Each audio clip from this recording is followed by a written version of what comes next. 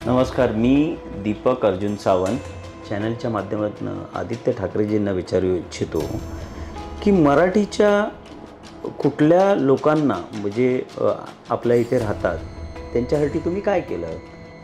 6 वर्ष लागतात. बापरे. आदित्य ठाकरे आमदार असताना लोअर परेलचा ब्रिज म्हणजे याच्यामुळे आपल्या लोकांना किती त्रास होत होता.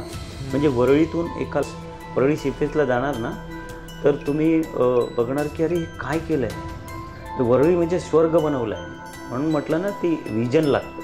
म्हणजे यांच्याकडे नाही आहे. 25 वर्ष सत्ता, नुसती सत्ता भोगली आणि टेंडरमधनं पैसे काढायचे, बस तेवढाच तो विषय होता, बाकी काय नाही. त्यावेळेस आदित्य ठाकरे यायला तरी लागलेत वरळीमध्ये आमदार म्हणून. त्या 5 वर्षात तर कधी येत पण नव्हते. मध्ये जर 500 कार्पेटचं घर घ्यायला गेलात तर तुम्हाला 2.25-2.5 करोडच्या खाली तुम्हाला घर मिळणार नाही. ठाकरे एक तरुण चेहरा आला, बरोबर, तो काहीतरी चांगलं काम करून दाखवणार. काय कामं केली मला तुम्ही दाखवा ना. आहेत ना मराठीच्या नावाने बोंबलणारे, बरोबर, करतात काय? मारतात लोकांना, गरिबांना. कशाला? मराठी माणूस आत्तापर्यंत मराठी माणूस कुठे गेला कोणी बघितलं का? मराठी माणूस वसई विरारला का गेला? नमस्कार महाराष्ट्र, आपण पाहताय MH टॉक्स, महाराष्ट्राचा मातीचा आवाज. मी गणेश आयरे, तुमचा होस्ट. आज एक नवीन पॉडकास्ट घेऊन आलो आहे. आज आपल्या पॉडकास्टमध्ये एक विशेष व्यक्ती आले आहेत जे राजकारणात सक्रिय असून लोकांसाठी कामं करतात. तर चला आपण त्यांना भेटूया. पण तुम्ही तयार आहात का? तर चला सुरुवात करूया आजच्या MH टॉक्सला. नमस्कार सर. नमस्कार. पहिलं तर मी तुमचं स्वागत करतो की तुम्ही तुमचा वेळ काढून आम्हाला एक पॉडकास्टसाठी आलात आमच्यासाठी. एवढं त्यासाठी खूप खूप आभार तुमचे. आमच्या प्रेक्षकांना थोडक्यात तुमचं एक वर्णन किंवा इंट्रो बोलतो आपण, ते थोडंसं द्यावं विनंती. नाव सांगा आणि तुमचं प्रोफेशन सांगा. नमस्कार, मी दीपक अर्जुन सावंत आणि व्यवसाय रिअल इस्टेटचा आहे आणि वरळीत राहिलेला आणि वरळीसाठी काम करणारा एक छोटासा राजकारणी. खूप छान सर. एकदम थोडक्या टाईममध्ये आणि थोडक्या शब्दांमध्ये सरांनी त्यांचं व्यक्तिगत रूप सांगितलं. तर आता आपण सुरू करूया प्रश्न उत्तरांना, ज्यासाठी आपण फेमस आहोत सर. तर जसं आता सांगितलं की एक छोटेसे कार्यकर्ते, पण मला पहिल्यापासून आम्हाला एक प्रश्न सतावत असतो की आपण बघतो मोठमोठे लीडर्स होतात जे डायरेक्ट, आपण आता सामान्य आम्ही माणसं बघतो की डायरेक्ट MLA होतात, नगरसेवक होतात, पण ती जर्नी कोणाला माहीत नसते. तिथपर्यंत पोहोचण्याची जर्नी कोणाला माहीत नसते. जेव्हा काय ते निवडणूक येते तेव्हा लोक येतात, कार्यकर्ते येतात, पण ती कशी धडपड असते जे एका सामान्य कार्यकर्त्यापासून ती एखाद्या पदावरती जाण्याची गोष्ट, ती आम्हाला सांगावी. कसं आहे, राजकारणात काम करणं हे सोपं नसतं तसं, पण तुम्हाला इच्छा असायला लागते की जर तुम्हाला एक संधी मिळालेली आहे त्या संधीचं सोनं करून लोकांना कसं जास्तीत जास्त त्याचा उपयोग होईल, बरोबर, हाच एक हेतू असतो. आणि ज्यावेळेस म्हणजे स्पेशली माझ्यासाठी जर विचाराल तर हा काय म्हणजे ठरवून घेतलेला निर्णय नव्हता की आपल्याला राजकारणात काम करायचं आहे आणि तेच आपलं करिअर करायचं आहे. बरोबर. एक लोकांसाठी काही करण्याची इच्छा असते. हां, कसं आहे की मी इथे police camp, Worli police camp याच्यामध्ये लहानाचा मोठा झालो. माझे वडील पोलीस रिटायर्ड झालेले आहेत आता. तर मी पोलीस कॅम्पातच राहिलेलो आहे. तेव्हा शाळेमध्ये असताना ABVPचं काम करत असताना आणि काही मित्रमंडळी अशी होती की ज्यांचे BJPमध्ये संबंध होते, त्याच्यामुळे तिथून सुरुवात केली. म्हणजे 97 मध्ये मी वॉर्ड नंबर 196 आत्ता जो आहे तो त्यावेळेस 56 नंबर वॉर्ड होता. त्यावेळेस नंदू साटम तिथून नगरसेवक होते. त्या वॉर्डातून मी वॉर्डाचा अध्यक्ष झालो होतो, म्हणजे 1997ला. 1997ला. हां, आणि मी त्यावेळेस वरळी पोलीस कॅम्पात राहायचो. तेव्हापासून आत्तापर्यंत ज्या जबाबदाऱ्या पक्षाने दिल्या त्या जबाबदाऱ्या पार पडत आता वरळीचा अध्यक्ष म्हणून, वरळी संयोजक म्हणून आत्ता मी काम करतो आहे. तर ही ती जर्नी आहे. म्हणजे ह्याच्यात वेळ जातो, बरोबर. बरोबर. आता 1997ला तुम्ही बोललात, म्हणजे कमीत कमी 27-28 वर्ष झाली आज तुम्ही काम करताय वरळीमध्ये. बरोबर. आता तोच प्रश्न की एकच पक्ष होता की काही कुठे इथे तिकडे कुठे BJPमध्ये आता तुम्ही आहात जसे सध्या तरी ते स्टार्टिंगपासून त्याच पक्षामध्ये आहात का? मी स्टार्टिंगपासून जबाबदारी म्हणून ह्याच पक्षात घेतली. काही हेवे द्यावे असतात राजकारणात, कोणाशी जमतं नाही जमतं हे सगळं होत असतं. बरोबर. तर काही काळासाठी 1 वर्षासाठी वगैरे मी राजकारणात थोडा स्टॉप झालो होतो. पण पूर्णपणे बीजेपीच. कारण एकनिष्ठ. हां, एकदम. कारण की मला असं वाटतं, म्हणजे माझे अनेक मित्र वेगवेगळ्या पक्षात आहेत. BJP सारखा पक्ष नाही आहे. म्हणजे BJP ही फॅमिली आहे. ओके. घर आहे. म्हणजे आपण ह्या पक्षात आल्यानंतर असं वाटतं ही आपली फॅमिली आहे. हां, हेवे दावे आपल्या आजूबाजूच्या लोकांबरोबर, पदाधिकाऱ्यांबरोबर असतात, पण ही फॅमिली आहे. साहजिक आहे. ते हेवे दावे सगळीकडे होतात. घरात होतात एका घरात राहणार आहे, तर पक्षामध्ये तर होणारच ते. तर पहिलं तर खूप म्हणजे एकनिष्ठपणा काय असतो हे आपल्याला समजतं की एवढे वर्ष एकनिष्ठ एका पक्षाबरोबर राहणं खाऊ नाही आहे. कारण का आता आपण पाहिलं आहे मागच्या काही वर्षांमध्ये की किती फेरबदल होत असतात. लोक कुठल्या पक्षातून कुठे जात असतात. आपण राजकारणाला कंटाळतो त्यामुळे. पण एक चांगलं उदाहरण आहे आपल्यासमोर की एकनिष्ठपणा काय असतो त्यासाठी. सर, आता मी एक थोडासा प्रश्न विचारतो की आता तुम्ही BJPसाठी काम करताय एवढी वर्ष, तर तुम्हाला भरपूर काही माहिती असेलच. पण एक आहे की वरळीमधून अजूनपर्यंत BJPचा असा कुठला डायरेक्ट BJPचा MLA अजूनपर्यंत भेटला नाही आपल्याला. असं पहिले युतीमध्ये असताना भेटतो वगैरे ते आहे, पण एक डायरेक्ट बोलतो ना आपण BJP थ्रू, जसं आता आदित्य ठाकरे साहेब आहेत तसं आपल्याला कधी भेटू शकतो असा एक विश्वास.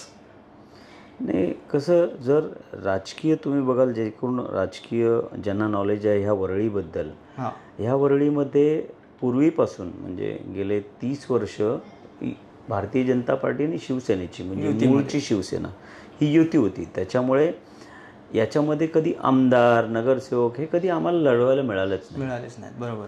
म्हणजे आता जर तुम्ही असा प्रश्न जर मला विचारलात की तुमची BJPची ताकद वरळीत आहे का, हां, तर आम्हाला विचारलं तर आम्हाला ते सांगता नाही येणार. कारण की कारण एकटे लढलो नाही. बरोबर. पण एकदा 2014ला सुनील राणे आमच्याकडनं BJPमधून लढले होते. त्यावेळेस त्यांना 31,000 मतं पडली होती. बरोबर. तर म्हणजे ती आमची एक ताकद आहे. पण प्रत्येक वॉर्डमधून वेगळे आम्ही असे लढलेलो नाही. त्याच्यामुळे आम्हाला संधी नाही मिळाली. शक्ती प्रदर्शन अजून म्हणतो पाहिजे संधी नाही मिळाली. जर संधी मिळाली तर मला असं वाटतं भारतीय जनता पार्टी ह्या येणाऱ्या इलेक्शन ज्या आहेत आपल्या निवडणुका महानगरपालिकेच्या, त्याच्यामध्ये मला असं वाटतं भारतीय जनता पार्टी 3 ते 4 वॉर्ड जर एकटी लढली तर घेऊ शकते.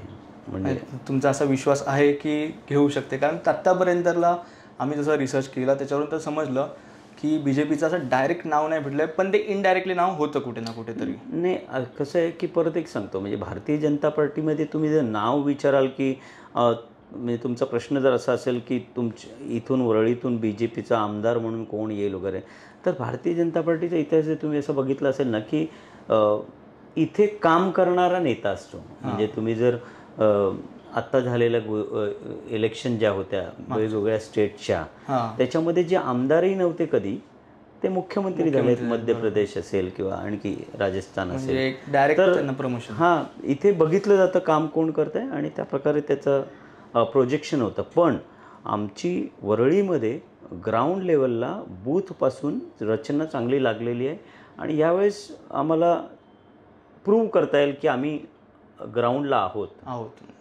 बरोबर आहे. तर आता जसं लास्ट 2 टर्म आदित्य ठाकरे साहेब आत्तापर्यंत इथले MLA आहेत, तर जर तुमची युती आता नाहीच आहे, म्हणजे शिवसेनेबरोबर आहे, पण ती शिंदे साहेबांची आहे.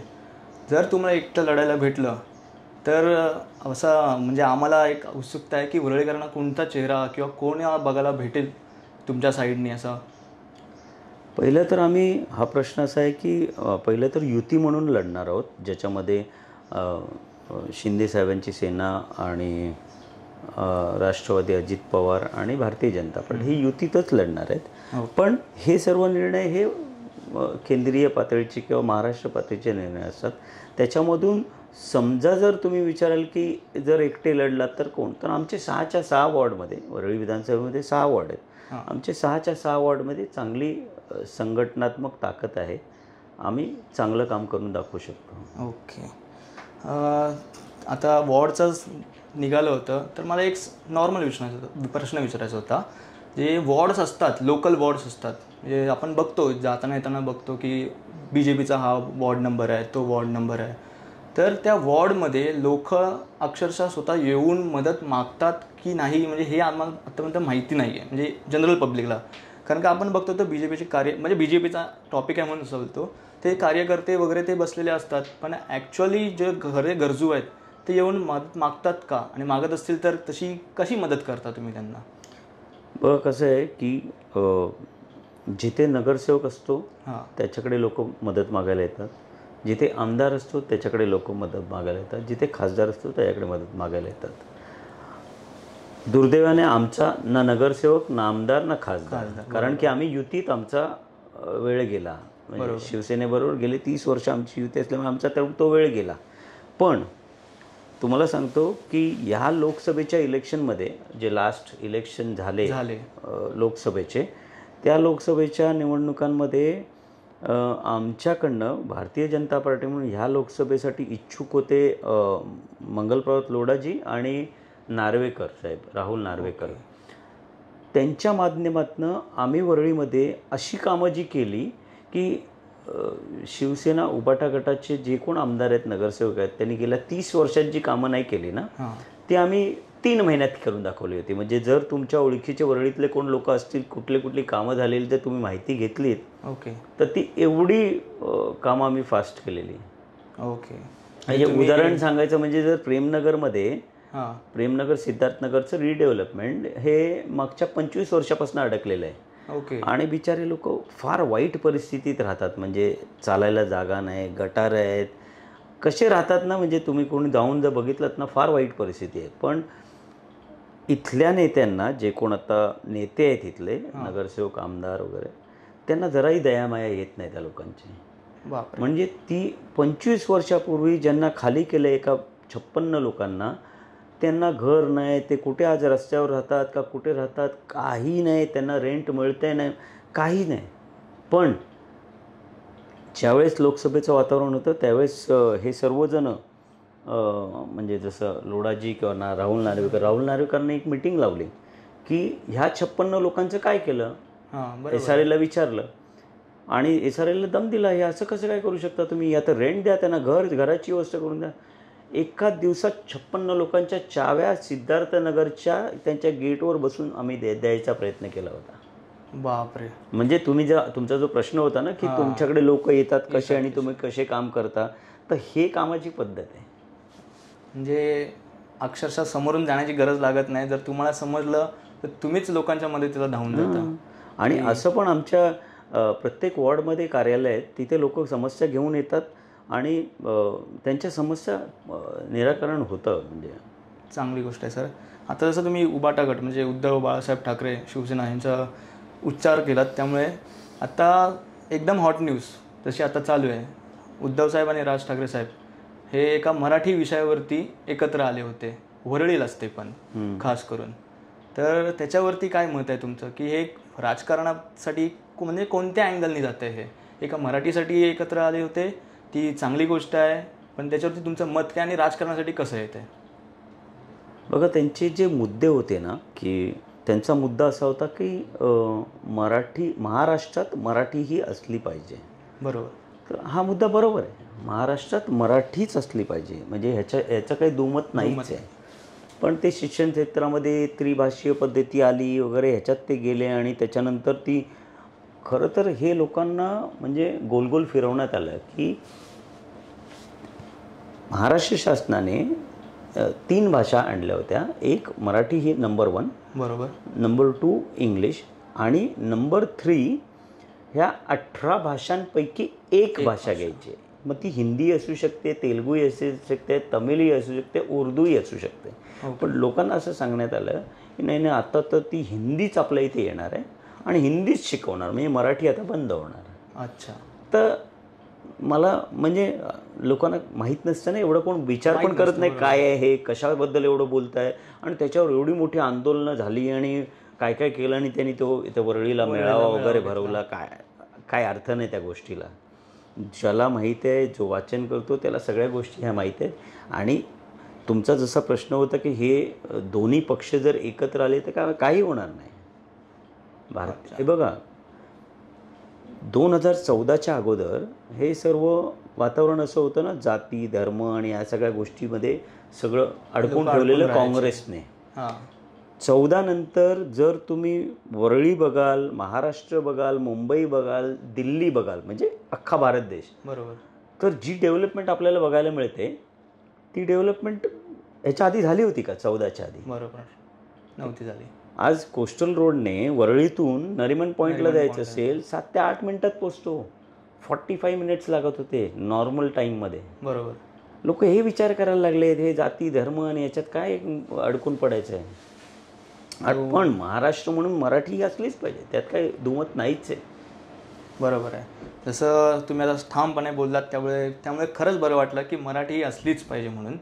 तर आता जसं बोललो तोच प्रश्न माझा होता की हे दोन्ही पक्ष एकत्र आले तर आपल्याला काही वरळीमध्ये फरक पडेल का? कारण का वरळीमध्ये खास करून आदित्य ठाकरे साहेब आहेत, त्यामुळे काही गोष्टी तिथे गोल गोल गोल गोल फिरल्या जातात असं आता आम्हाला असं वाटतंय. कारण का उभाटा म्हणजे उद्धव बाळासाहेब ठाकरेंचा गट यांचा फेस येणारा चेहरा म्हणून आदित्य ठाकरे साहेबच पुढे दिसत आहेत सर्वांना, आणि त्यांचा विभाग म्हणजे हा विभाग आहे. तर या विभागावरती इतर पक्षांचे पण भरपूर जोर दिसत आहेत. जसं BJPचं पण एक आहे जोर की जर हा विभाग उभाटा गटाकडून जर गेला तर ते संपुष्टात येऊ शकतात, असं तुम्हाला वाटतंय का? येतीलच ना, 100% येतील. कारण कसं आहे ना की वरळीसाठी मराठी हा मुद्दा आहे ना. बघा मी परत एकदा तेच सांगतो की मराठी ही प्रत्येक वेळेस म्हणजे महाराष्ट्राची मातृभाषा मराठी ती असायलाच पाहिजे, त्यात काही वाद नाही. पण मी तुमच्या या चॅनलच्या माध्यमातून आदित्य ठाकरेजींना विचारू इच्छितो की मराठीच्या कुठल्या लोकांना म्हणजे आपल्या इथे राहतात त्यांच्यासाठी तुम्ही काय केलं? उदाहरणार्थ मगाशी मी जे बोललो की प्रेमनगर सिद्धार्थनगर, बरोबर, इथे मराठीच लोक राहतात ना. मग 25 वर्ष त्या गटारात लोक राहत आहेत आणि म्हणजे नरक यातना सहन करतायत जिवंतपणे. तुम्ही काय केलं? म्हणजे त्याच्यासाठी आम्हाला दाखवा ना की तुम्ही मराठीसाठी म्हणजे भाषण करायला, मुद्दे पॉलिटिकल मुद्दे आणायला वगैरे ठीक आहे, या सगळ्या गोष्टी तुम्ही त्या लोकांसाठी काय केलं? बरोबर आहे. म्हणजे जी गोष्ट TV वरती आपल्याला दिसते तेवढीच सर्वांना माहिती असते. जशी आता चर्चेत असणारी गोष्ट म्हणजे वरळी बोलली की BTD चाळ येते. कारण का BTD चाळ आता एवढी हाईट झाली आहे की तिथे जी कवडीमोल घरं होती ती आता करोडोंच्या भावाला जायला लागली आहेत. माहिती आहे इन्फ्रास्ट्रक्चर वाढल्यावरती घराची प्राईस वाढते, पण हे आता त्याच्यावरून अक्षरशः BTD चाळवरून एवढं मोठं राजकारण होतं आहे की घरं कोणी दिली पोलीसवाल्यांना, कोणी नाही दिली, त्याबद्दल तुम्ही थोडंसं विश्लेषण करा. बघा आता आपण वरळीचे सगळे राहणारे आहोत. वरळी BTD चाळ ह्याच्यासाठी म्हणजे रिडेव्हलपमेंट होणार हे गेल्या 25-30 वर्षापासून आपण सगळेजण ऐकत होतो की आत्ता ह्या वरळी BTD चाळचं रिडेव्हलपमेंट होणार. मग सुरुवातीला जे काँग्रेसचे ज्यावेळेस शासन असताना कोणी सांगितलं की 160चं 200 मिळेल, 250 मिळेल, मग हळूहळू ते 300 असे खूप चर्चा होण्यात आल्या. मग मला असं वाटतं की एक वेळेस असंही झालं होतं की 400 मिळेल असं पण आलं होतं. आणि म्हणजे कुठलंही शासन हे BTD चाळचे रूम त्यांना घरं मिळायला पाहिजेत म्हणून करत होते, पण हे सगळ्या गोष्टी नुसत्या हवेत होत्या. पण जेव्हा देवेंद्रजी सत्तेत आले, मुख्यमंत्री झाले, त्यांचा हा निर्णय आणि हा निर्णय असा की Worli BTD चाळीसाठी DC rule change करण्यात आला. अच्छा, म्हणजे DC रूल म्हणजे ते पण एक सांगा. म्हणजे कसं आहे, अख्ख्या मुंबईमध्ये काही रूल आहेत की स्लम झोपडी असेल तर झोपडीला किती स्क्वेअर फीट मिळायला पाहिजे. झोपडीमध्ये तुमचं जर 50 फुटाचं जरी घर असेल तर 300 फूट मिळतं तुम्हाला. जर तुम्ही एक चाळीमध्ये राहता, मालकी हक्काच्या चाळीमध्ये राहत असाल, तिकडे तुम्ही जर टेनंट असाल तर तुम्हाला 150 फूट 200 फुटाचं जरी घर असेल तरी तुम्हाला 400 मिळतं. आणि हा जो वरळी BTDसाठी जो DC रूल आणला, जो देवेंद्रजींनी आणला, तो 160 फुटाच्या घराला डायरेक्ट 500 कार्पेट घर, हा त्यांनी आणलेला हा DC रूल आहे. ही गोष्ट आतापर्यंत कोणाला माहीत नव्हती पहिली तर. DC रूल चेंज झाला माहीत आहे, पण कसं आहे की विरोधक ह्या सगळ्या गोष्टींची चर्चा अशी करतात ना की नाही हे आम्हाला कमीच दिलं, असंच दिलं, पण कोण हे सांगत नाही की स्पेशल DC रूल काढण्यात आला वरळी बेडी चाळसाठी आणि त्याच्यामधनं 150 फुटाच्या घराला 500 फुटाचं घर दिलं. अजून एक सांगतो की या वरळी बेडी चाळमध्ये एक DC रूलमध्ये असं आहे की तुम्हाला 650 फुटाच्या घर म्हणजे अख्ख्या मुंबईसाठी हा रूल आहे. जर 620 का 750 स्क्वेअर फीटच्या आतमध्ये जर तुम्ही असाल तर 2 घरांमध्ये 1 कार पार्किंग असते. बरोबर, 1 कार पार्किंग असते 2 घरामध्ये, जे आपल्याला ह्या वरळी बेडी चाळवाल्यांना हेच सांगितलं होतं. बरोबर.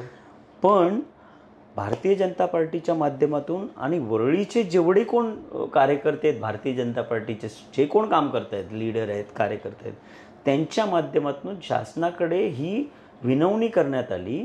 आणि मी तुम्हाला सांगतो, एकदा मंगलप्रभात लोढाजी एका कार्यक्रमात आले होते. त्या ठिकाणी वरळी बेडीच्या लोकांनी हे डिमांड केली होती की अरे एवढं चांगलं घर देतं आहे महाराष्ट्र शासन, तर एक कार पार्किंग नको का? त्यांनी ती घेतली होती आणि ती पुटअप केली शासनाकडे आणि ती मान्य करण्यात आली. तर अडचण कुठे येत होती की जर 1 कार पार्किंग द्यायची म्हणजे पोडियम वाढणार, कन्स्ट्रक्शन कॉस्ट वाढणार, तर ते कसं करणार? जवळजवळ 550 कोटी महाराष्ट्र शासनाने फायनल केले, मान्य केले आणि याच्यासाठी राहुल नार्वेकरांनी खूप त्याचा पाठपुरावा केला आणि त्याच्यातून एका घराला 1 कार पार्किंग, जे नॉर्मल अख्ख्या मुंबईच्या DC रूलमध्ये बसत नाही. 500 कार्पेटला 1 कार पार्किंग देणं, जे वरळी बेडीसाठी भारतीय जनता पार्टी आणि युतीच्या माध्यमातून देवेंद्रजींनी फायनल करून दिलं आपल्याला.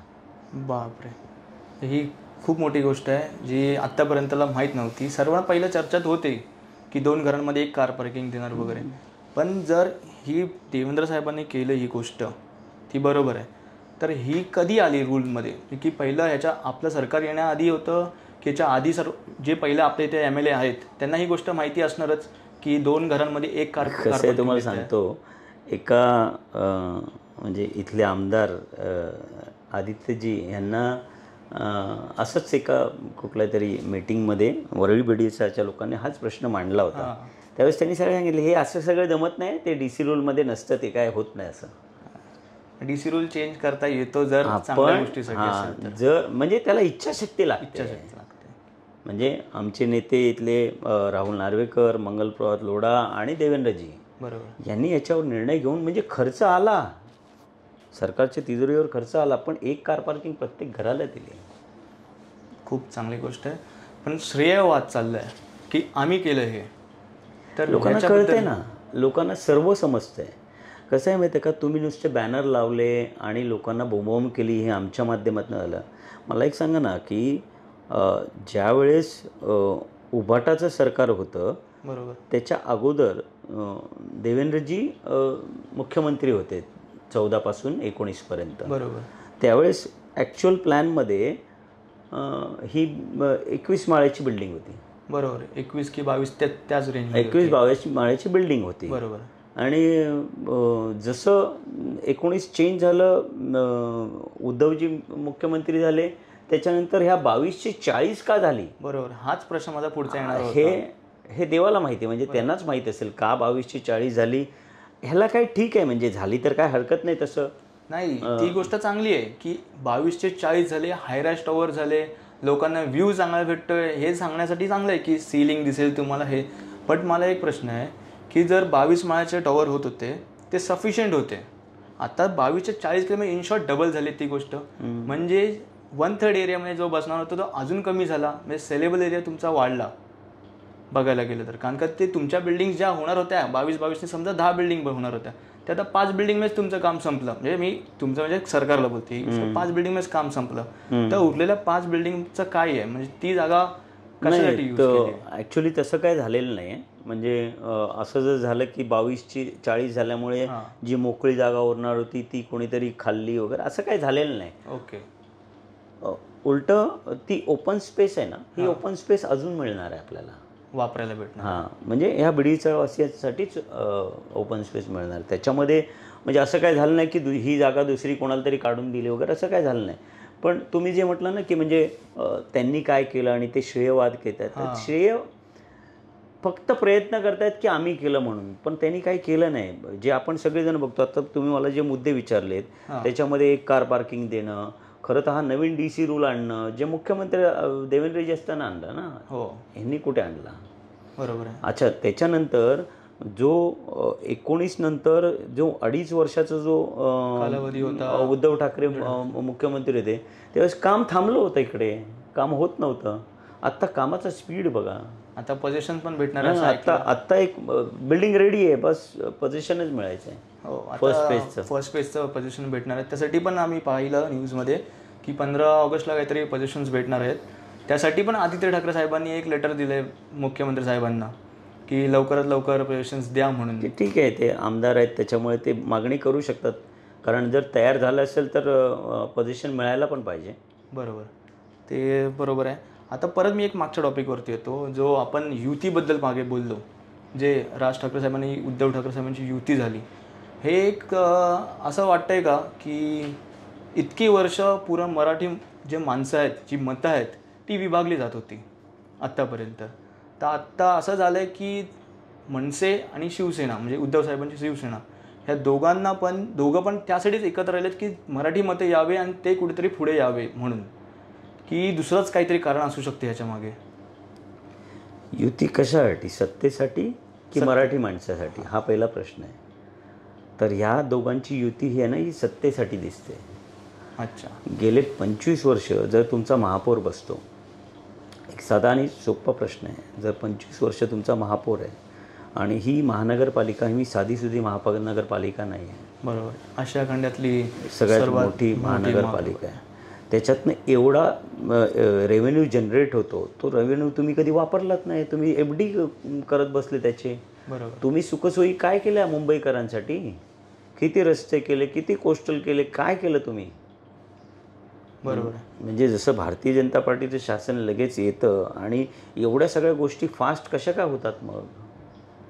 बरोबर. आता आपण पाहिलं आहे वरळीमध्ये भरपूर सुधारणा आहे. रोड्सचं जे आपण कोस्टल रोड बोलतो ते, त्यांना लोटसला जे मोठे त्याला विजन लागतं मला असं वाटतं, कारण इच्छाशक्ती लागते, विजन लागतं.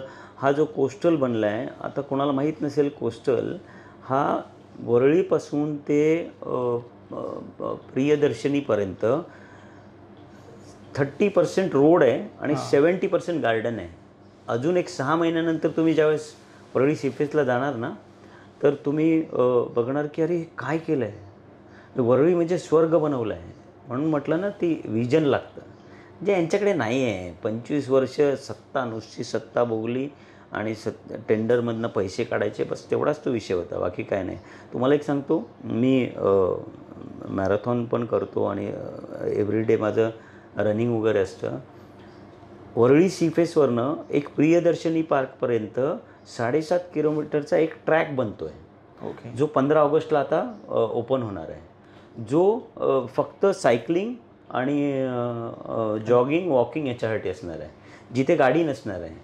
म्हणजे असा 7.5 किलोमीटर आणि असा 7.5, 15 किलोमीटरचा. असं एवढा मोठा ट्रॅक तर मला आठवत नाही कुठे असेल. आणि एवढी गार्डन बनतात ना, तुम्ही 6 महिन्यानंतर वरळी ते प्रियदर्शनी एकदम जबरदस्त असणार आहे. बरोबर आहे. पण एक आहे की वरळी एवढी चर्चा वरळीबद्दल का होते, की काय आहे, की कोणाचं षडयंत्र आहे कसलं, की एवढी हाईप होते की सामान्य माणसाला राहणं एक कठीण होऊन जातं आहे. जसा BDD चौकाचा आपण विषय घेतला, प्रेमनगर सुदे, इथे सगळे सामान्य माणसं राहणार आहेत. तर ते एवढं डेव्हलपमेंट झाल्यानंतर त्यांना अफोर्ड होईल का राहणं? कारण का जर नाही झालं तर इन शॉर्ट मराठी माणूस हा मुंबई सोडून जाणार, प्रत्येकजण विकायलाच सुरू करणार. तर त्यामागे काही रिझन्स? बघा, आता याच्यावरनं तुम्हाला सांगतो, ज्यावेळेस वरळी BDD चाळचं रिडेव्हलपमेंट आणि हे सगळं मेंटेनन्स आणि ह्या सगळ्या गोष्टी झाल्या, तर पुढच्या 11 वर्षासाठी मेंटेनन्स फ्री आहे.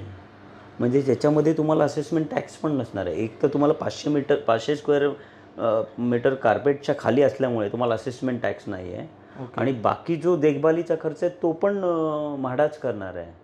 त्याच्यामुळे भारतीय जनता पार्टी ही युतीच्या सरकारने जे काय रूल्स लागू केले इथे, ते मराठी माणूस जाण्यासाठी नाही, मराठी माणूस इथे परमनंट राहावा म्हणून केला. SRAच्या ज्या बिल्डिंग्स असतात त्यांना पण असेसमेंट टॅक्स नसतोच. बरोबर. आता वरळी म्हणजे आहेच वरळी सीपेस आणि हा वरळी नंबर 1 होता पूर्वी पण लँडच्या बाबतीत. त्याच्यामुळे वरळी सीपेस अजून चांगलं होणार. आणि असा काही विषय नाही की मराठी माणूस राहणार नाही. ते का नाही राहणार? नाही, बरोबर, राहिलंच पाहिजे, कारण का मूळ मुंबई आहे ही, सोडून जाणं योग्य नाही. त्यासाठी सरकार करतेच कामं. आता तुम्ही बोललात BMC, तर ऐन गणेश उत्सव आता समोर आला आहे. तर मला एक होतं की BMCकडे एवढा पैसा असतानासुद्धा BMCने आता एक नवीन रूल काढला आहे, जो आहे की गणेश उत्सवासाठी जे खड्डे काढले जातात, जे मूर्तीला बसवण्यासाठी आपण मंडप काढतो तेव्हा जे खड्डे काढले, त्याचा 2,000 रुपये दंड होता पहिला, तो आता 15,000 रुपये केला आहे. कसं आहे माहिती आहे का, आपला म्हणजे ह्या शासनाचा किंवा महानगरपालिका आत्ता कोणाच्याच हातात नाही. आता कमिशनर चालवत आहेत. पण असा हेतू नसतो. म्हणजे प्रत्येक गोष्ट आपण काहीतरी विरोधात बोलणं हे काय, म्हणजे आता जर आपण एका बिल्डिंगमध्ये राहतो आहे आणि आपल्या बिल्डिंगच्या खाली हा एक रस्ता आहे आणि त्याच्यामध्ये आपण मंडप घालतो, तर तो दंड हा ह्याच्यासाठी असतो की तुम्ही जर खड्डा करता तो परत पूर्ववत करा. लोकांना त्रास पण होऊ नये ना. हे नियम आहेत. हे नियम असायला पाहिजेत ना. काय त्यात, जर आपण रस्त्यावर मंडप बांधणार असो तर जसं आहे तसं पूर्ववत करायला पाहिजे ना. बरोबर आहे. म्हणजे हे चांगल्यासाठीच करतात इन शॉर्ट. आता आपले नॉर्मल टॉपिक्स तर झालेत. आता मी आमच्या प्रेक्षकांना एक तुमचा बायो, तुमचा म्हणजे आत्तापर्यंत राजकारणातली जशी दिशा होती, काही कामं केली असतील तुम्ही महत्त्वाची, त्याबद्दल थोडक्यात सांगावं. नाही, कसं आहे, मी तुम्हाला आपल्या पूर्ण ह्या डिस्कशनमध्ये म्हटलं की वरळी भारतीय जनता पार्टी म्हणून जर किंवा राजकीय जर तुम्ही माझ्याबद्दल विचाराल तर मी 97पासून काम करत आलो. भारतीय जनता पार्टीचा वॉर्ड अध्यक्षापासून ते आजपर्यंत आत्तापर्यंत ॲक्टिव्ह काम करतो आहे. या माध्यमातून ॲक्टिवली नगरसेवक, आमदार आणि खासदार कोणी नसल्यामुळे ॲक्टिवली नाही करता आलं. पण आमचे जे कोण मंत्री असतात किंवा जे आमदार आहेत, खासदार आहेत, त्यांच्या थ्रू जेवढी कामं करता येतील तेवढी आम्ही केली. एक चान्स मिळाला होता मागच्याच वेळेस की वरळीमध्ये म्हणजे हे लहान निर्णय नाही ना. एका घराला एक कार पार्किंग मिळवून देणं हा छोटा निर्णय नाही आहे ना.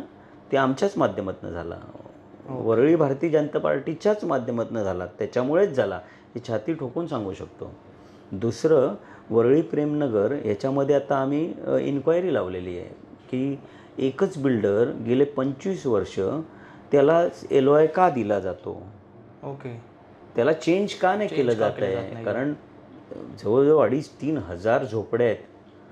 त्यांचं राहणीमान सुधारणार का नाही सुधारणार. त्याच्यामुळे जे लोक बाहेर गेलेले त्यांना कंपन्सेशन म्हणून आम्ही चाव्या दिल्या होत्या. ही आमची कामं आहेत हे केलेली. मला एक सांगा ना, एक छोटा प्रश्न आहे, विरोधक म्हणून नाही म्हणत. नॉर्मल एक ब्रिज बांधण्यासाठी, आणि तो 500 मीटरचा जर ब्रिज असेल, 500 मीटरचा 500 मीटर म्हणजे जास्त नाही, 1 किलोमीटर पण नाही, त्याला 6 वर्ष लागतात. बापरे. आदित्य ठाकरे आमदार असताना लोअर परेलचा ब्रिज, म्हणजे याच्यामुळे आपल्या लोकांना किती त्रास होत होता. म्हणजे वरळीतून एकाला जर लालबागला जायचं असेल तर तो जाणार 7 रस्त्यावरनं फिरून किंवा असा दादरवरनं जाणार आणि तिथून तिकडे जाणार. बरोबर. 6 वर्ष लोक त्रास करत होते. 6 वर्ष. एक आमचे गडकरी तर लाखो किलोमीटर करतात. बरोबर. गडकरी साहेब, मी तुम्हाला पहिलं म्हटलं ना की आदित्य ठाकरे किंवा शिवसेना उभाटा, इच्छाशक्ती नाही, विजन नाही आहे. 6 वर्ष लागतात एक ब्रिज बनायला. तेच 2.5 वर्षाचं त्यांचं सरकार गेलं, आमचं सरकार आलं, आम्ही 3 महिन्यात तो ब्रिज चालू केला. हे कसं काय होऊ शकते. म्हणजे हे जे मी बोलतोय तुम्ही चेक करा की 6 वर्ष लागले तो ब्रिज पाडल्यापासून तो पूर्ण होईपर्यंत. एवढा वेळ खाल्ला. आणि त्याच्यामध्ये काय, म्हणजे जनता जर विचारते तर नाही, ते सेंट्रलचं आहे, ते BMCचं आहे आणि ते 3 एजन्सी वेगवेगळ्या असल्यामुळे ते होत नाही. अरे सरकार तुमचं ना, तुम्ही करायला पाहिजे ना. सरकार म्हटलं की डायरेक्ट मायबाप होऊन जातो, कोणी उत्तर द्यायला पाहिजे. 6 वर्ष लागतात का 500 मीटरचा ब्रिज बनायला. बरोबर आहे. आता पण एक इथे परेलचा ब्रिज तोडणार, एल्फिस्टनचा ब्रिज तोडणार असं चालू होतं, पण ते काय अजून तुटलं नाही आहे. नाही, तो लोकांचीच मागणी होती की तो जर तुटला तर मग परत हेच होणार की जे जे आपण भोगत होतो वरळीवाले वरळीवाले. ते तिकडच्या लोकांना त्रास होणार आहे. त्यांना गोलगोल फिरून जायला लागणार. तिथे कसं आहे की KEM आहे आणि हे हॉस्पिटल्स आहेत तिथे, हॉस्पिटल वगैरे आहे. त्याच्यामुळे इथून मग गोलगोल फिरून जायला लागेल. कोण एमर्जन्सीमध्ये काय होईल ह्या सगळ्या गोष्टीवर चालू आहे त्याचे निर्णय. त्याच्यासाठी चांगला निर्णय लागेल. ओके, बरं ठीक आहे. आता जसं तुम्ही सांगितलं ब्रिजेस वगैरे इन्फ्रास्ट्रक्चरची कामं एवढी जोरात होतात पूर्ण देशामध्ये, फक्त इथे नाही. गडकरी साहेबांचा उल्लेख निघाला म्हणून ते एवढं चांगलं कामं करतात. तर आपण त्यांना जसं आता हा ब्रिज आता तुम्ही बोललात की लोकांसाठी स्थगित केला आहे, तर जो आता ह्या ब्रिजला लागलं 6 वर्ष मोठी लागली एवढी वर्ष, तर ह्या ब्रिजला आपण किती वेळात कमीत कमी करू शकतो असं वाटतं तुम्हाला, जर BJP सरकारने याच्यामध्ये इन्व्हॉल्वमेंट घेतलं तर? कसं आहे, आपण शासन नाही आहोत, आपण इंजिनियर नाही आहोत, किंवा जो वेळ लागतो तो लागायला पाहिजे. पण म्हणजे नॉर्मल लॉजिकल आहे की 500 मीटरचा रस्ता किंवा ब्रिज किती लागू शकतो? 1 वर्ष, 2 वर्ष, 3 वर्ष लागू शकतो ना. बरोबर. तेवढा तर नाही लागणार, 100% तेवढा नाही लागणार. कारण इथे दुर्लक्ष केलं होतं. आता ठीक आहे, ह्यावेळेस आदित्य ठाकरे यायला तरी लागलेत वरळीमध्ये आमदार म्हणून. त्या 5 वर्षात तर कधी येत पण नव्हते. जर माणसाला कळलं की इथे प्रॉब्लेम आहे तर कळलं तर काम करणं, कळतच नव्हतं ना. आणि तुमचा प्रश्न हा एल्फिस्टनचा ब्रिज आहे ना, तो लवकरच होणार आणि तो स्थगित वगैरे नाही केलेला आहे, तो पाडणार आहे. पण लोकांनी रिक्वेस्ट केलेली आहे की आम्हाला अडचणी होतील, तर त्याच्यावर काहीतरी मार्ग चालू आहे.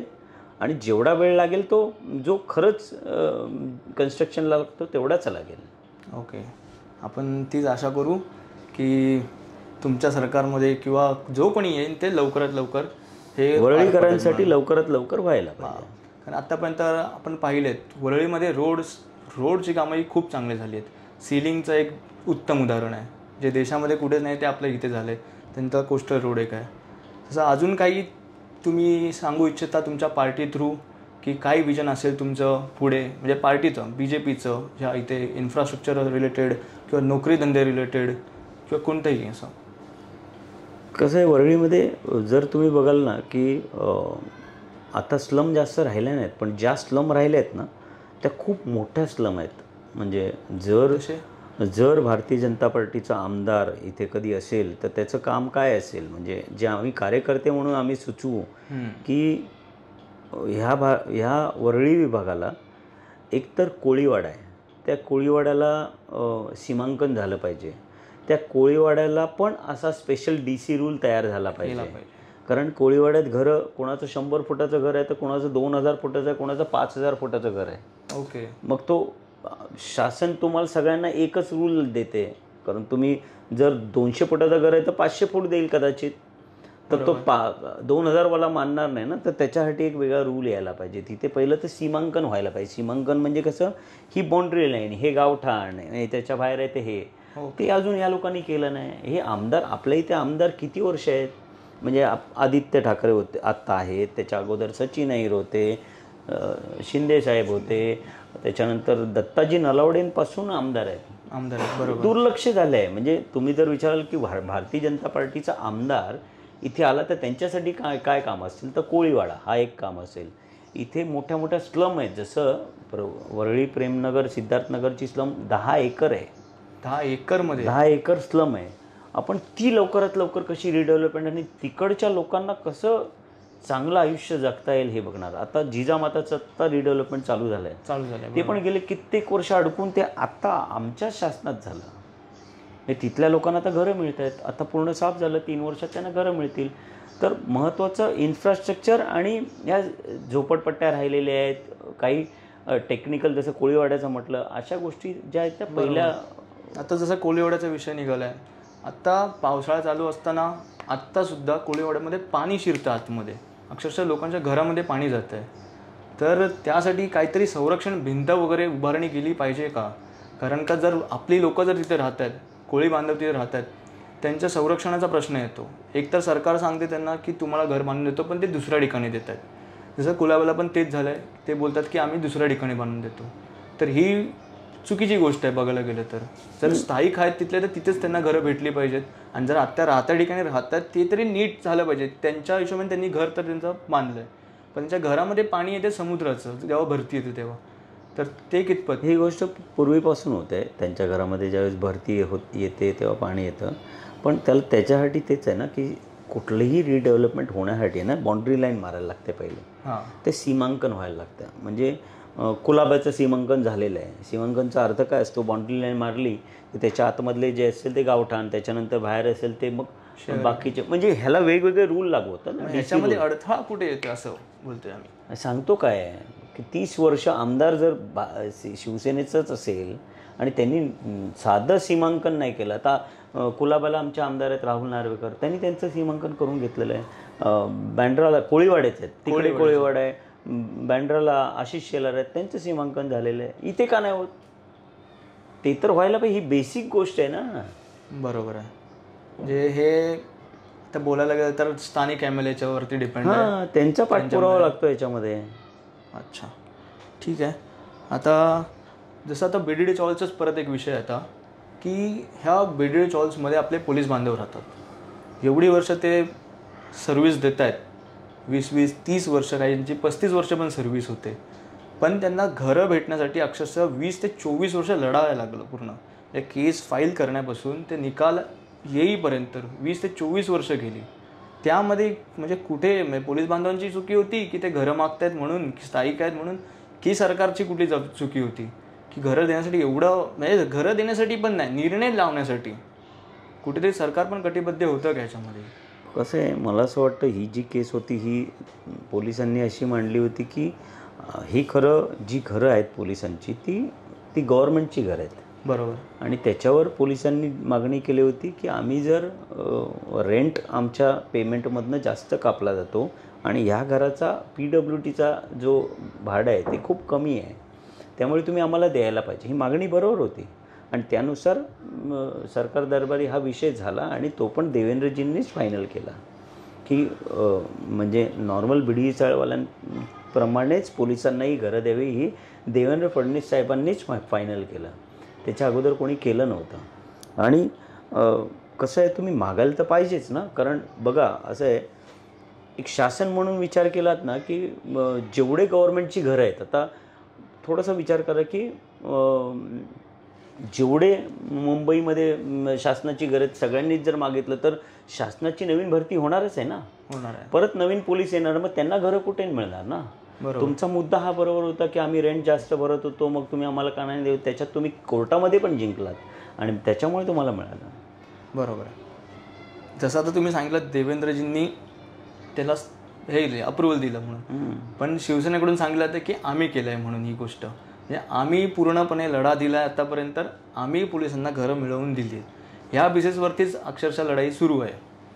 आणि जसं कोणीही घ्यावं, पोलिसांना माहीत आहे की त्यांना घरं कोणी दिली ते कळलं ना. म्हणजे आत्ता इथल्या पोलिसांना माहीत आहे. आणि तुम्हाला सांगतो की खरा हा लढा आमचे इथले वरळी अध्यक्ष होते, बिचारे वारले ते, दीपक पाटील म्हणून. ओके. त्यांनी हा लढा चालू केला की पोलिसांना घरं मिळायला पाहिजे. बिचारा एकटा माईक घेऊन फिरत असायचा आणि त्यांनी हे सगळं आंदोलन उभं केलं. आणि गोपीनाथ मुंडे साहेब गृहमंत्री असताना ह्या सर्व विषयाला चालना मिळाली.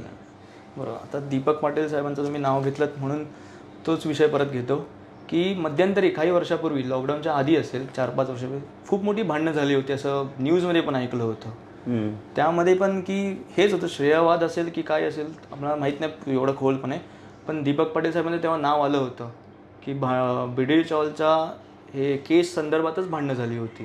म्हणजे जवळजवळ मारामारीपर्यंत झाले त्या गोष्टींमुळे एका BDD चॉल्सच्या नावावर करून देण्यासाठी. ही कितपत योग्य, म्हणजे राजकारण एका साईडनी बघून आपण की राजकारणी एकामेकाबरोबर भांडतायत, हे कितपत योग्य वाटतं? नाही, इथल्या पोलिसांना जर तुम्ही विचाराल ना की हा विषय पोलिसांना घरं मिळावी हा विषय चालू कोणी केला, त्याच्यासाठी आंदोलनं कोणी केली, मोर्चे कोणी काढले, ते फक्त भारतीय जनता पार्टीनेच काढले. आणि तो बिचारा दीपक पाटील हा नेतृत्व करत होता. आणि हे सगळ्यांना माहीत आहे. बघा, बाकीचे लोक आहे ना फक्त श्रेय घेण्याचं काम करतात. आजही तिथे BDD चाळचं वेळेत पोझिशन मिळतं आहे, ते बोर्ड बघा कोणाचे लागले आहेत, ते श्रेय घ्यायचंच काम आहे. मग तुम्ही का नाही केलं? तुम्हाला माहिती आहे का, BD चाळचा एक विषय आत्ता होता, ज्या बिल्डिंगला पोझिशन पाहिजे आता मिळतंय, हां त्या बिल्डिंगच्या मध्ये 2 बिल्डिंग येत होत्या, 25 आणि 26 नंबर बिल्डिंग, ती पण पोलिसांच्याच बिल्डिंग होत्या. बरोबर. आशिष शेलार म्हणजे लोकांनी डिमांड केली आमच्याकडे आणि आम्ही आशिषजींकडे हे विषय नेला की अरे पोझिशन मिळते पण याय जायला रस्ता नाही, कारण की 2 बिल्डिंग आहेत, त्याच्यामधनं गाड्या येणार कशा, लोक येणार कसे. एका दिवसात निर्णय लावला.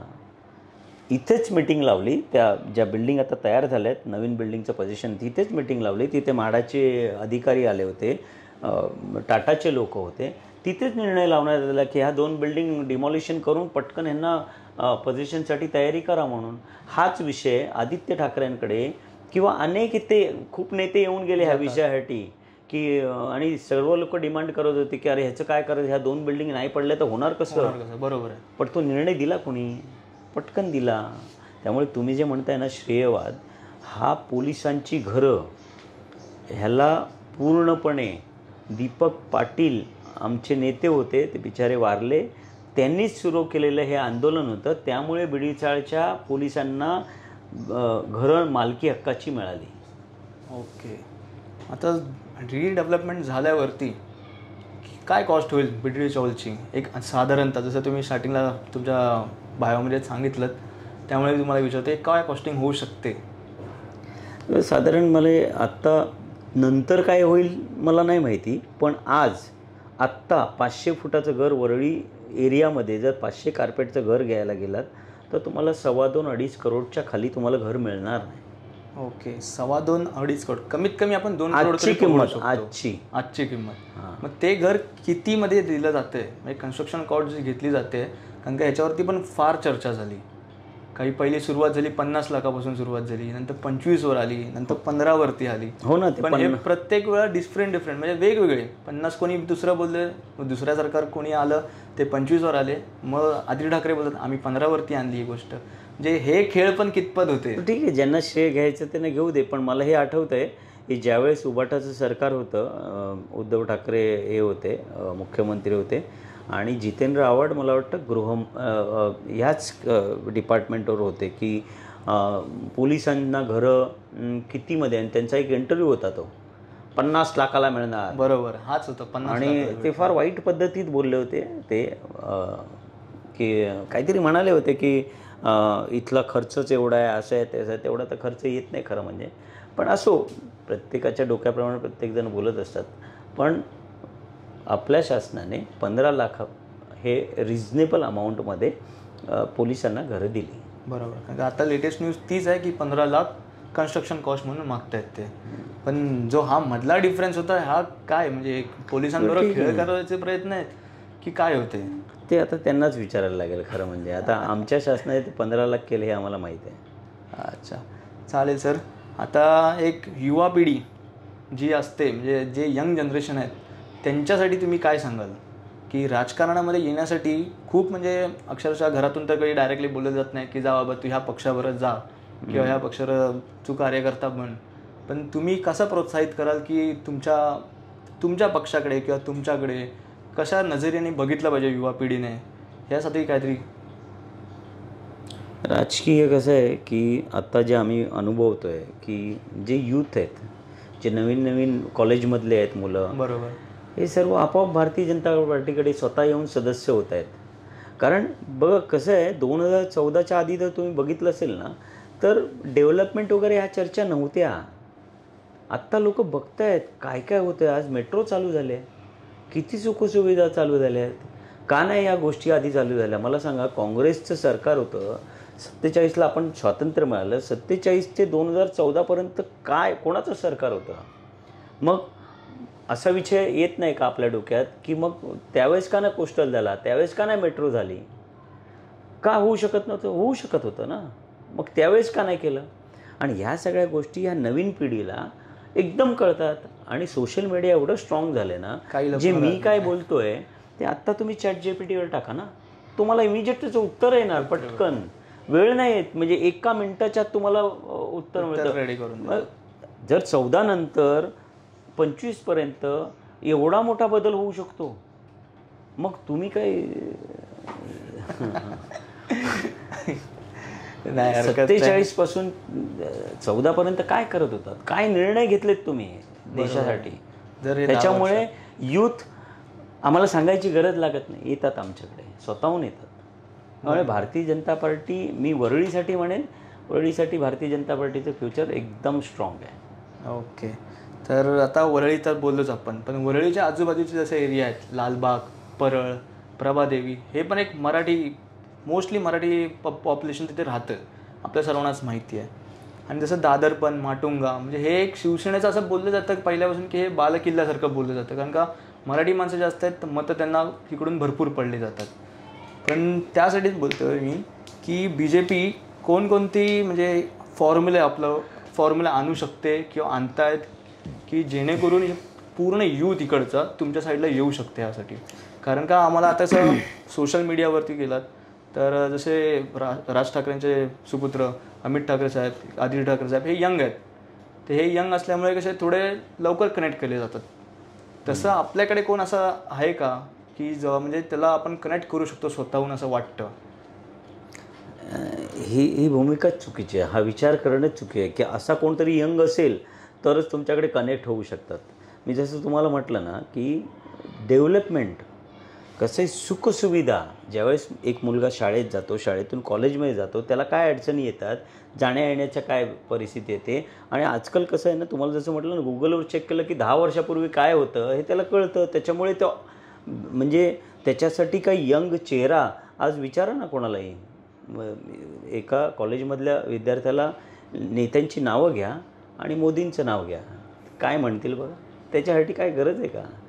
आणि हे जे तुम्ही सो कॉल्ड यंग म्हणताय त्यांच्यापेक्षा मोदीजी किती काम करतायत ते तुम्ही आम्ही डोळ्याने बघतोय ना, किती काम करतायत ते. आणि त्याच्यामुळे ही डेव्हलपमेंट आहे. आणि तुम्ही म्हणता खरं तर आम्हाला ह्या वरळीसाठी आम्ही विचार करतो, आदित्य ठाकरे एक तरुण चेहरा आला, बरोबर, तो काहीतरी चांगलं काम करून दाखवणार. काय कामं केली मला तुम्ही दाखवा ना, म्हणजे काय ह्या वरळीमध्ये काय कामं केलं. आता ही दुसरी टर्म आहे त्यांची, हो, असं स्पेशल काय काम केलं?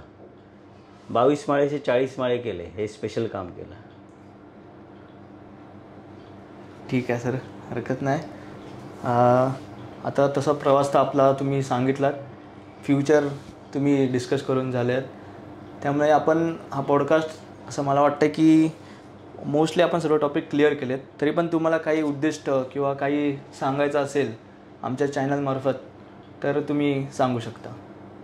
काय, येणारा काळ भारतीय जनता पार्टीचा काळ आहे आणि यंग जनरेशन हे भारतीय जनता पार्टीकडे पूर्णपणे आकर्षित झालेलं आहे.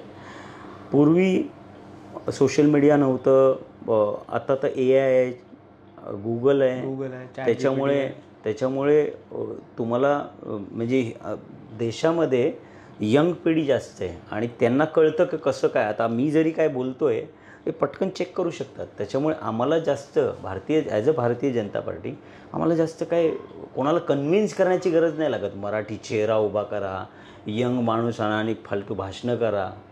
काम बोलतं. जे काम मागच्या 10 वर्षात जे मोदीजींनी, देवेंद्रजींनी केलेलं आहे ना, ते बोलतं. तुम्ही टाका ना ChatGPTवर की हे प्रस्ताव आलेत कधी, कोस्टलचा प्रस्ताव कधी आला, मेट्रोचा प्रस्ताव कधी आला, फटाफट त्याच्यामध्ये सगळं मिळते 1 मिनिटात.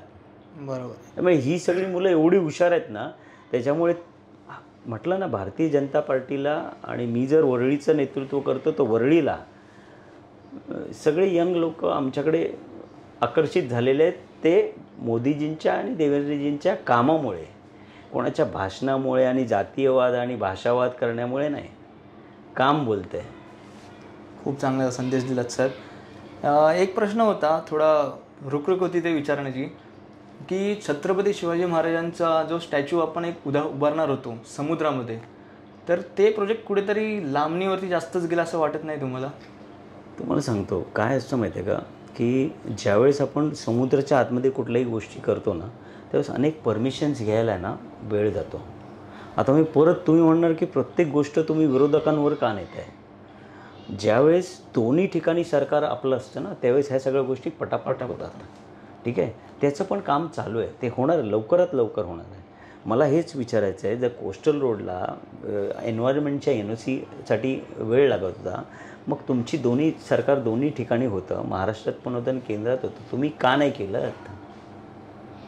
आणि ह्या गोष्टी सर्वांना कळतातच ना. आणि छत्रपतींचा पुतळा होणार ना, आणि छत्रपतींच्याच मार्गदर्शनात आणि हिंदुत्वाची वाटचाल तुम्ही विचार करू शकता का? म्हणजे आपण पुतळ्याचं बोलतो, त्यांचा विचार हा भारतीय जनता पार्टीने महाराजांचा विचार कसा पुढे नेला आहे? बरोबर. आता बोला. युनेस्कोमध्ये किती गड 12 गड किल्ले हे हेरिटेज म्हणून डिक्लेअर केले. ह्याचा अर्थ काय होतो? नाही, हे लोक जे आहेत ना मराठीच्या नावाने बोंबलणारे, करतात काय? मारतात लोकांना, गरिबांना. कशाला? युनेस्कोमध्ये 12 गड किल्ले हेरिटेज केले. ह्याचा अर्थ काय? ह्याचा अर्थ असा, जे किल्ले पडत होते, अडगळीस आले होते, ते आता त्या पद्धतीने ते चांगले होणार. ते चांगले होणार. आणि हेरिटेजचा अर्थ असा की त्याला कोण डॅमेज करू शकत नाही. आणि पर्यटक येणार. आपली हिंदू पिढी इथली जी, ज्यांना माहीत नाही, आपल्या म्हणजे हे मोठं षडयंत्र आहे की आपल्या पुस्तकांमध्ये शिवाजी महाराज कमी, मुघल जास्त होते. ते आता बदलायला लागलंय. बरोबर. जे आत्ता भारतीय जनता पार्टी आणि युती सरकार आले ते बदलायला लागलंय. 12 गड किल्ले, तुम्ही महाराजांचा विषय काढला म्हणून मी ते युनेस्कोवर आलो. ह्या 12 महाराष्ट्रातलेच त्याच्यातले 11 गड किल्ले आहेत ते. त्याच्यामुळे इथल्या लोकांना किंवा भारत देशामधल्या किंवा आणखी कुठल्या, शिवाजी महाराज काय होते, शिवाजी महाराजांचं कर्तृत्व काय होतं, 1660 वगैरे त्या सालामध्ये त्यांचं डोकं काय चालत होतं, हे आपल्या येणाऱ्या पिढीला, म्हणजे आज 100 वर्ष असू दे, 200 वर्ष, 500 वर्ष, हे त्यांना माहीत असणार आहे. हे आमचं काम आहे भारतीय जनता पार्टीचं. म्हणजे युनेस्कोमध्ये हेरिटेज म्हणून डिक्लेअर केलं, ह्याचा अर्थ असा होता की तो लोकांपर्यंत हा विषय किती वर्ष पुढे जाणार आहे. तो शिवाजी महाराज आपल्या मनात जिवंत राहणारच आहेत, पण ते गड किल्ल्यातनं पण राहणार आहेत. बरोबर. आपलं एक दुर्दैव तेच आहे की आपल्या महाराष्ट्रात असून सुद्धा आपण त्याला आत्तापर्यंत जपलं नाही आहे. कारण का, जर सरकारने जर पुढाकार घेतला असता तर जेवढेच गड किल्ले आहेत तेवढ्यांना आपण मेंटेन करू शकलो असतो. असं नाही आहे की मेंटेन नाही करू शकत. तेच झालं ना, मोदीजींनी करून दाखवलं ना, युनेस्कोमध्ये केलं. आणि हेरिटेज म्हणून युनेस्कोने डिक्लेअर केल्यामुळे ती आता पुरातन वास्तू त्यांच्या मेंटेनन्सच्या याच्यावर होणार आणि त्याला तसाच खर्च होणार, ती मेंटेन होणार. ह्याच्यामध्ये ठीक आहे मेंटेनन्स वगैरे, पण जो एक हिंदू विचार महाराजांच्या डोक्यातला, तो विचार किती चालू राहणार? बरोबर. ती विचारधारा राहणं खूप महत्त्वाचं आहे. म्हणजे काय, ती बरोबर गोष्ट आहे. आणि जसं आपला पहिला मुद्दा निघाला होता की त्रिभाषिक, जब हिंदी, मराठी, इंग्लिश, हिंदी ह्या 3 भाषेसाठी छत्रपतींचा विषय निघाला. म्हणून छत्रपती शिवाजी महाराजांचे सुपुत्र संभाजी महाराज, त्यांना तर 14 भाषा येत होत्या. त्यांचीच शिकवण आपल्याला आहे की आपण जेवढे भाषा शिकू तेवढी आपल्यासाठी पण ती फायदेशीर गोष्ट आहे. ही महाराष्ट्राच्या मूळ संस्कृतीत आहे गोष्ट की एका भाषेवरती किंवा 2 भाषेवरती राहू शकत नाहीत. ते त्यांच्यात टॅलेंट आहे तो की ते कुठलीही भाषा शिकवू शकतात आणि पुढे जाऊन कुठेही मोठे होऊ शकतात. पण त्या गोष्टीचा आता कुठे दबाव पडतोय का असं वाटतंय तुम्हाला? नाही, काय नाही. महाराष्ट्रामध्ये महाराष्ट्राची मातृभाषा मराठी आहे. ती मराठी आहे, ती आहेच. ती काय उगाच, म्हणजे ते निवडणुका आल्या की यांचं चालू होतं की आता मुंबई महाराष्ट्रातून वेगळे करणार, त्या टाईपमध्ये हा मराठीचा मुद्दा आहे. बरोबर. आणि असं काही नव्हतंच. ते जे काय धोरण आलं होतं, जे आता स्थगित केलं, कॅन्सल केलं, त्याच्यामध्ये मूळ पहिली भाषा मराठीच आहे, दुसरी भाषा इंग्लिश आहे, तिसरी भाषा ही ऑप्शनल आहे, जी 18 लँग्वेजमधून तुम्ही सिलेक्ट करायची. 18 परिजात भाषा, त्याच्यामधून 18मध्ये तुम्ही हिंदी करा, त्याच्यामध्ये उर्दू करा, तेलुगू करा, आणखी कुठलीही करा, त्यामध्ये पाली भाषा पण आहे. ओके. पण ते सांगत नाहीत लोक. पण राजसाहेबांनी आता एक हे विधान केलं होतं. ते बोलतात की फडणवीस साहेबांनीच हे काय ते GR लागू केला होता 3रा भाषा आणण्याचा, आणि त्यांनीच तो कॅन्सल केला. तिसरी आहे ना, पण ती तिसरी, पहिली नाही ना, तिसरी आहे ती. आणि तुम्हाला जर मराठीचं एवढं प्रेम आहे तर तुम्ही बॉम्बे स्कॉटिशचं तुम्ही मारामाऱ्या करता, त्या पाट्या तोडता. मुंबई स्कॉटिश का नाही होतो? तुमची मुलं तिथेच शिकली ना. मुंबई स्कॉटिश का नाही होत? करायला पाहिजे आत्ताच्या आत्ता मुंबई स्कॉटिश. तिथे पहिली भाषा कुठली आहे विचारा? मराठी नाही, पहिली भाषा मराठी नसणारच. मग साहजिक आहे ती गोष्ट. हे फक्त निवडणुकांसाठी आलेले विषय आहेत. निवडणुकानंतर झालं, झोपलं सगळं.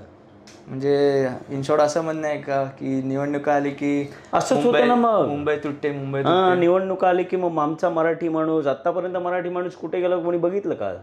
मराठी माणूस वसई विरारला का गेला? गिरण्या का बंद झाल्या? बरोबर. ह्याचा कोणी विचार केला का? मूळ प्रश्न माझा पहिला तोच होता, म्हणजे जेव्हा मी स्टार्टिंग बीडीडीचा विचारला त्याच होता की जर इथे बीडीडी चौळची माणसं म्हणजे सामान्य माणसं ती जर सोडून जायला लागली ते परत वसई विरार कल्याणच्या पुढेच राहायला जाणार, कारण नाही परवडणार त्यांना. गेली ना. आणि गेलीच आहेत, मोस्टली गेली आहेत आता बघायला गेलं तर ह्यामागे पण कुठे सरकारने थोडं लक्ष दिलं पाहिजे असं वाटतं. म्हणून तर बीडी चाळसाठी 10 वर्षासाठी मेंटेनन्स फ्री ठेवला. असे निर्णय घेतले होते का कोणी? आता इथला माणूस नाही जाणार, आता स्वतःच्या घरातली काय अडचण असेल तर ते विकून जाऊ शकतात, पण राहण्याची अडचण, मेंटेनन्स, तुम्हाला माहिती आहे का 500 फुटाला बीडी चाळ सोडलं आणि जर प्रायव्हेट बिल्डिंगमध्ये 500 फुटाला मेंटेनन्स आहे ना, 7-8 हजार रुपये मेंटेनन्स येईल. पण ह्या शासनाने, भारतीय जनता पार्टी युतीच्या शासनाने तो फ्री केला आहे. तो मुंबईकर किंवा मराठी माणूस वसई विरारला जावा म्हणून नाही, तो इथे टिकावा म्हणून केला आहे. बरोबर आहे. आता फ्री केलाय बोललात, मग ह्याचा भार नक्की कोणावरती जातो? BMC वरती पडतो की म्हणजे राज्य शासनावर? राज्य शासनावरती जातो. ओके. कारण का आता जसे आपण आता मराठी माणसाला जपण्यासाठी तो भार राज्य शासन घेऊ शकते. अच्छा, मराठी माणसाला जपण्यासाठी. बरोबर आहे. पण आता एक नॉर्मल जसा एका सामान्य माणसाचा प्रत्येक वेळेला एक प्रश्न असतो तो की हे खड्डे मुक्त कधी होणार? जसं आता जो आपण बघतो महाराष्ट्र पूर्ण जर कुठे कुठे बघा, आता परवाचीच की कालचीच न्यूज होती, पुण्याची न्यूज होती की पुण्याला कुठेतरी एक ठिकाण होतं, ते सायकल की बाईकवाला पडून एक्सपायर झाले. तुम्हाला माहिती आहे का की हा जो खड्ड्यांचा विषय ना, अख्ख्या मुंबईत, आता तुम्ही मुंबईच्या बाहेर बोलाल तर वेगळा विषय, अख्ख्या मुंबईमध्ये सगळं कॉन्क्रिटीकरण झालं. बरोबर. याच्या अगोदर कन्स्ट्रक्शन जे रोडचं होत होतं ते सिमेंट कॉन्क्रीट होत नव्हतं. का होत नव्हतं? ते डांबराचं करायचे. का करायचे? दर वर्षाला टेंडर निघायला पाहिजे, दर वर्षाला टेंडर द्यायला पाहिजे, त्याच्यातनं पैसे कमवायला पाहिजे.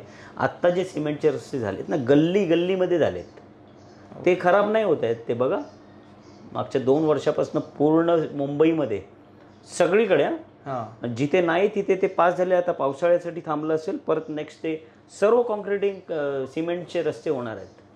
अच्छा, म्हणजे तुमचं म्हणणं असं की डांबरीकरण हे लोकांसाठी नव्हतं, डांबरीकरण रस्ते राजकारण्यांसाठी होतं. जे महानगरपालिकेत होते ना मागचे 30 वर्ष, त्यांच्यासाठी होते.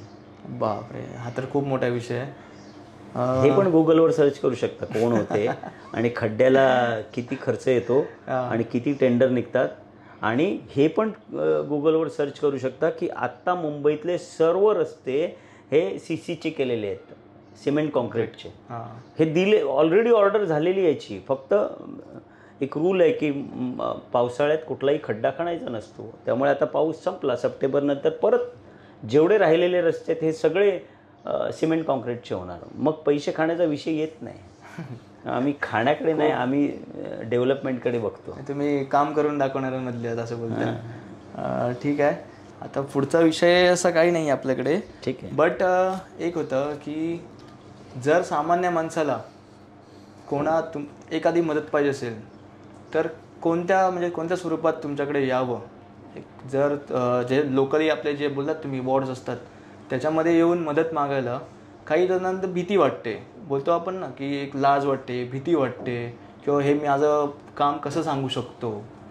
तर ती भीती घालवण्यासाठी एखाद्या व्यक्तीच्या मनामध्ये जागा होण्यासाठी काय प्रयत्न करू शकतात? कसं आहे बघा, जर वरळीबद्दल हा विषय जर असेल तर आमचे प्रत्येक वॉर्डमध्ये कार्यालय आहेत, तिथे लोक येऊ शकतात आणि प्रत्येक बूथमध्ये आमचा कार्यकर्ता आहे, त्याला जाऊन सांगू शकतात. आणि आत्ता तर एवढं ॲडव्हान्स झालं आहे की तुम्ही नुसतं ट्विटरवर टाकलात एखादा विषय तरी ॲक्शन होते. हे माझा सेल्फ एक्सपिरियन्स आहे. एखादा खड्डा असेल तुम्ही करून बघा, रस्त्यावर कुठेतरी असं खड्डा पडला आहे तिथे जिथे आता माणूस पडू शकतो वगैरे, तुम्ही टाकून बघा ना ट्विटरला, ॲक्शन इमिजिएट सेकंड डेला ॲक्शन असणार आहे. बरोबर, हे तर मी पाहिलं आहे, म्हणून हा क्वेश्चन विचारला तुम्हाला. आता राजकारण बोलले की येते पॉवर, एक स्वतःची एक दबदबा असतो प्रत्येकाचा.